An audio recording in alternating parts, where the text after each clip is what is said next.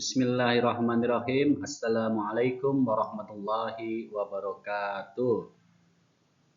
Ya, baik pemirsa, hari ini kita akan melanjutkan ya pembelajaran ilmu mantik masih dari karya Syekh Muhammad Nur Al-Ibrahimi yang hari ini akan disampaikan oleh saya Sugito, mahasiswa Fakultas Tarbiyah Prodi Pendidikan Bahasa Arab IAI Al-Aziz dengan dosen pengampunya Ustadz Muhammad Hashim Panirin SPDI MAPD.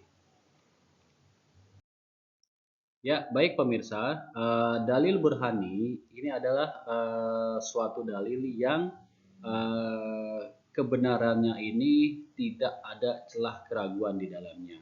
Artinya kalau berdasarkan dari pengertiannya, adapun al-burhan atau dalil burhani adalah suatu kias yang tersusun daripada premis-premis yang meyakinkan untuk melahirkan kesimpulan yang bersifat meyakinkan pula.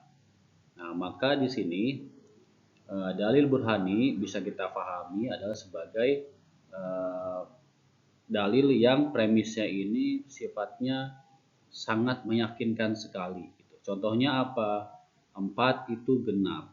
Nah, kita secara langsung tidak bisa membantah bahwa 4 itu tidak mungkin tidak genap. Karena 4 itu apabila dibagi 2, sudah pasti hasilnya adalah bilangan genap. Dan keyakinan ini diyakini pula oleh banyak orang. Gitu, tidak hanya 1-2 orang. Tidak hanya secara teori, secara fakta di lapangan pun demikian. Artinya kebenarannya sudah tidak bisa diragukan lagi.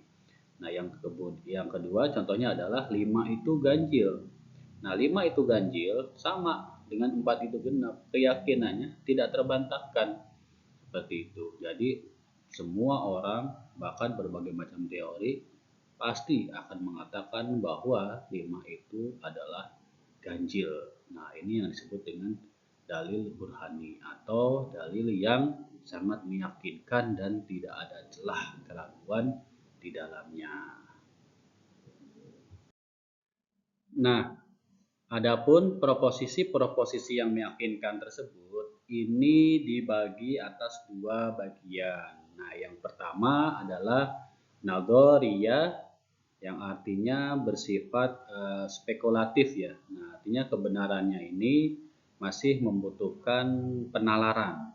Nah, yang kedua adalah sifatnya doruriyah. Nah, doruriyah ini sifatnya adalah aksiomatik. Artinya kebenarannya tidak membutuhkan pada nalar atau keyakinannya sudah otomatis ini benar gitu. Nah, sedangkan kalau yang nazariyah ini harus dipikirkan kembali gitu, dengan menggunakan nalar dan logika. Seperti itu. Nah, adapun yang bersifat daruriyah ini terbagi atas 6 sifat. Yang pertama adalah awaliyah. Nah, mendasarkan pengertiannya, dan adapun awaliyah adalah proposisi yang menghukumi dengan akal dengan semata-mata menggambarkan 2 sisi mauzu dan mahmulnya. Nah, artinya di sini proposisi tersebut dapat diyakini dengan akal kebenarannya dengan melihat subjek dan predikatnya. Contohnya di sini. Malam tidak akan mendahului siang dan begitupun siang tidak akan mendahului malam. Nah, dari kalimat ini bisa kita yakini kebenarannya bahwa secara fakta malam tidak akan pernah mendahului siangnya. Nah, begitupun juga sebaliknya. Karena ini adalah sudah bersifat kodrati. Nah, maka keyakinan ini disebut dengan awaliyah. Bahwasanya subjek dan predikatnya ini jelas, dan kedua-duanya kalau dari contoh ini adalah ya tidak bisa saling mendahului tersebut.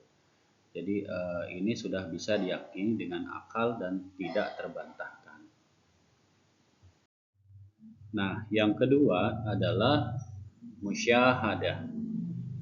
Adapun musyahadah adalah proposisi yang nilai keyakinannya atau kebenarannya dapat diyakini dengan indera yang zahir atau indera fisik atau indera secara lahiriah, yaitu seperti indera penglihatan, indera peraba, indera penciuman, kemudian ada indera perasa dan juga indera pendengaran.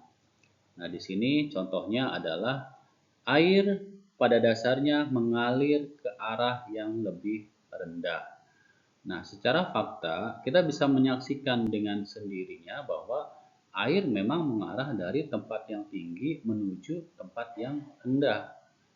Tidak pernah kita akan menemukan air mengalir dari tempat yang rendah ke tempat yang tinggi, gitu, karena itu menyalahi kodratnya. Seperti itu. Maka keyakinan ini bisa kita sebut musyahadah, artinya kita bisa menyaksikan, kita bisa melihat, dan ini juga bisa dilihat oleh banyak orang gitu, berdasarkan ilmu pengetahuan dan lain sebagainya. Jadi bisa dibuktikan gitu dengan ilmu atau dengan panca indera penglihatan seperti itu. Nah, pembahasan kita yang terakhir, yang ketiga adalah wijdaniyah. Nah, apa itu wijdaniyah? Dan adapun wijdaniyah adalah proposisi-proposisi yang kebenarannya dapat ditangkap dengan indera batin atau di luar indera yang zahir ya, atau bisa juga disebut dengan psikologis gitu. Jadi ini kebalikan dari musyahadah.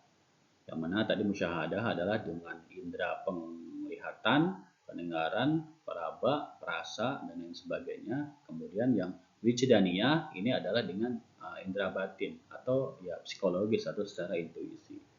Nah, contohnya apa? As'uru bisya'adah. Nah, artinya aku merasakan bahagia. Nah, perasaan bahagia ini apakah bisa dilihat dengan indera perasa atau bisa dilihat dengan indera penglihatan?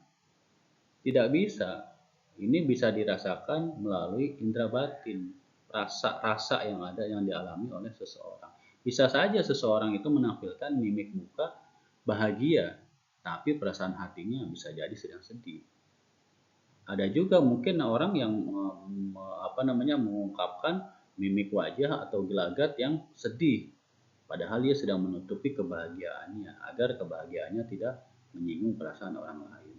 Nah, seperti itu. Jadi wijdaniyah ini adalah suatu proposisi yang kebenarannya bisa dirasa oleh indera batin kita. Seperti itu. Ya, aku merasakan bahagia, aku merasakan sedih gitu kan. Kemudian cubitan itu sakit rasanya gitu kan. Kemudian tamparan itu sakit rasanya. Itu kan yang bisa merasakan adalah perasaan batin gitu kan. Seperti itu ya. Oke sahabat, teman-teman semua, sepertinya demikian yang bisa saya sampaikan pada kesempatan hari ini. Sampai jumpa nanti di pembahasan selanjutnya. Saya Sugi undur diri. Assalamualaikum warahmatullahi wabarakatuh.